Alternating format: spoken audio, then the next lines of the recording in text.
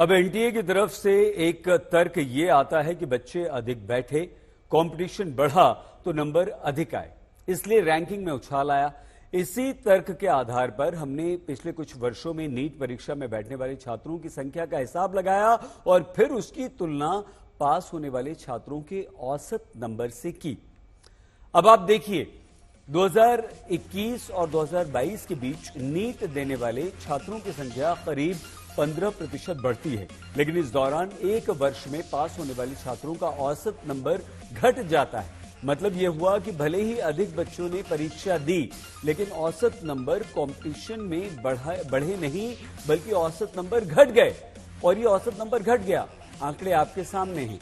और फिर जब 2023 और 2024 की तुलना हम करते हैं तो ये पाते हैं कि लगभग 15% अभ्यर्थी या परीक्षार्थी इस बार भी एक वर्ष में बढ़ गए। लेकिन एक वर्ष में पास होने वाले छात्रों का औसत नंबर 44 से अधिक बढ़ जाता है। और तभी तो ये प्रश्न उठा कि आखिर एक साथ इतने अधिक प्रतिभाशाली बच्चे कैसे हजारों की संख्या में एक साथ आ गए। ये प्रतिभा असली है या फिर भ्रष्टाचार के दम पर यह प्रतिभा खड़ी की गई है? प्रश्न हमारा यही है। इन आंकड़ों के माध्यम से आप समझिए। 600 नंबर पाने वाले की रैंक इस बार 80,468 चली गई। 650 नंबर पाने वाली की रैंक 21,724 पहुंच गई। 700 नंबर लाने वाले की रैंक 1,770 पहुंच गई। एनटीए कहता है कि ये प्रतिभा की प्रतिस्पर्धा है। बच्चे आरोप लगाते हैं कि धांधली की बाधा है।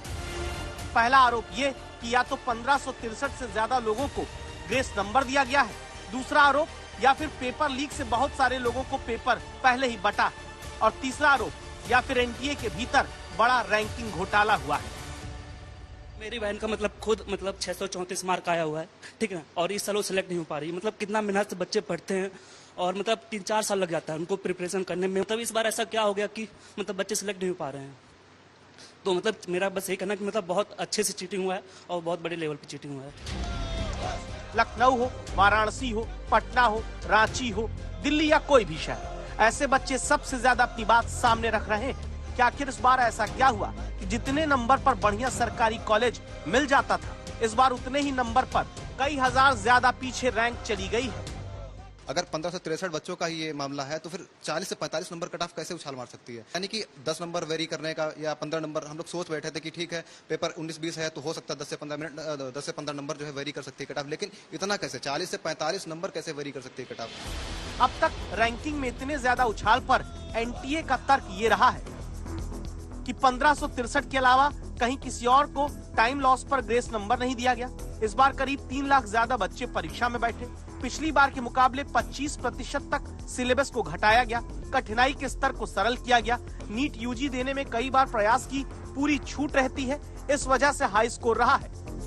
लेकिन बच्चे और कोचिंग इंस्टीट्यूट से जुड़े शिक्षक एनटीए की इस दलील पर भरोसा न करके सवाल उठाते हैं कि जो एनटीए ग्रेस नंबर पर सुप्रीम कोर्ट में मामला आने पर अपनी गलती माने, उस पर विश्वास कैसे करेंगे?